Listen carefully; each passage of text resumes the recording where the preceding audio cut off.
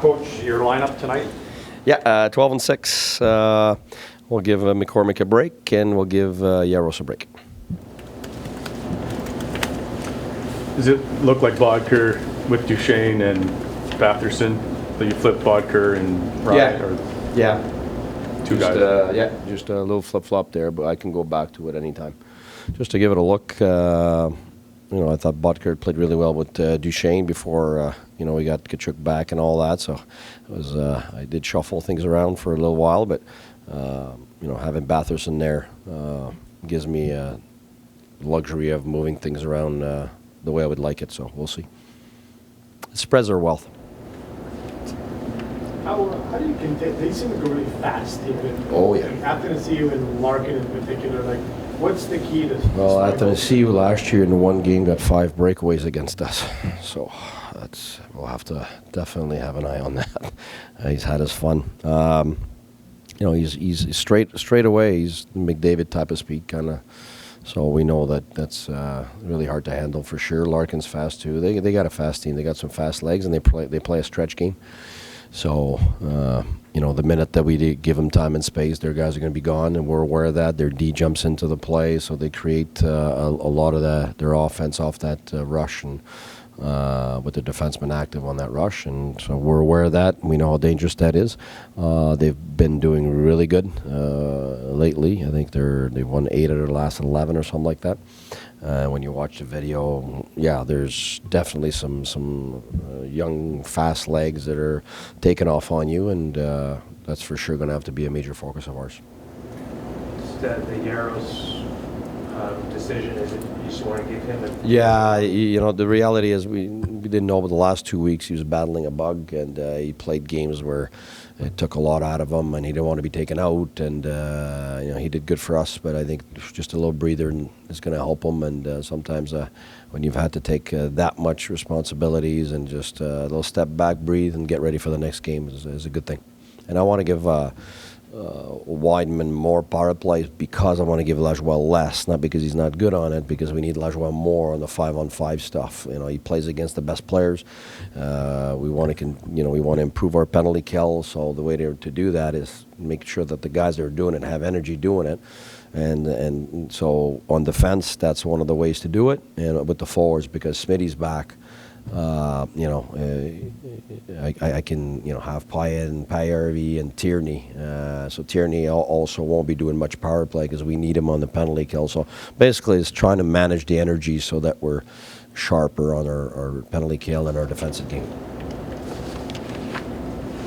What do you like about Colin White at center as opposed to the wing where he's played most of his pro career there? Well, for me, the wing in his case is, and like most centers that come into the league, it's difficult. And, as you know, there's high-end names that don't win face-offs for 3 years, and it's hard to become good on face-offs right away.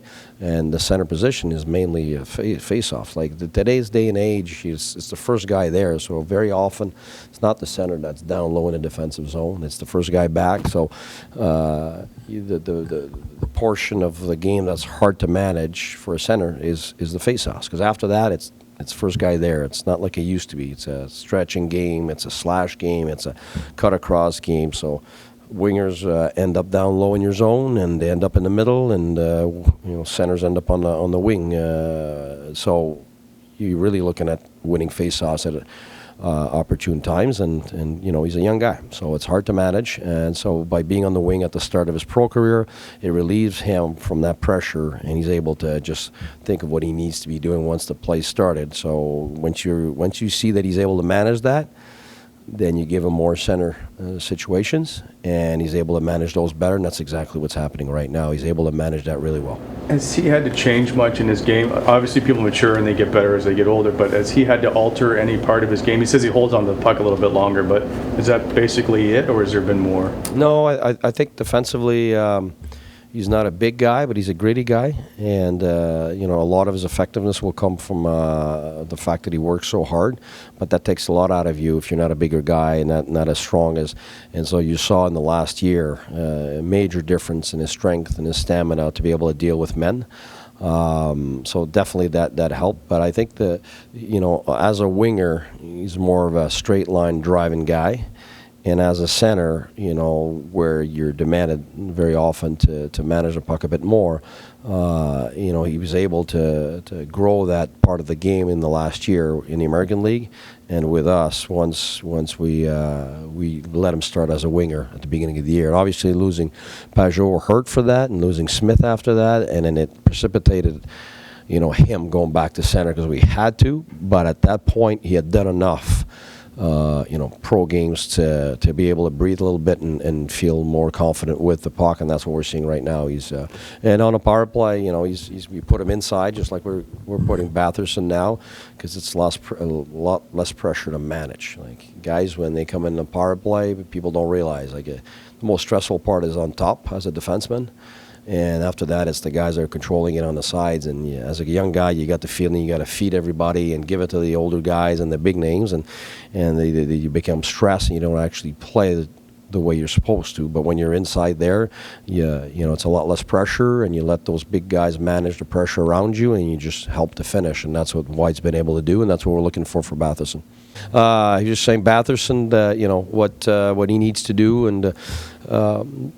You want somebody to come up to focus on their strength first and foremost. So 80% of what he does, we'd like him to be himself, and that other 20% is a gradual thing that you want over time to make sure that he understands what we're doing, and especially on the defensive side. On the offensive side, we got some things that are very specific, but I don't want the kid to have his head filled with that. I think right now he's a terrific vision, great playmaker.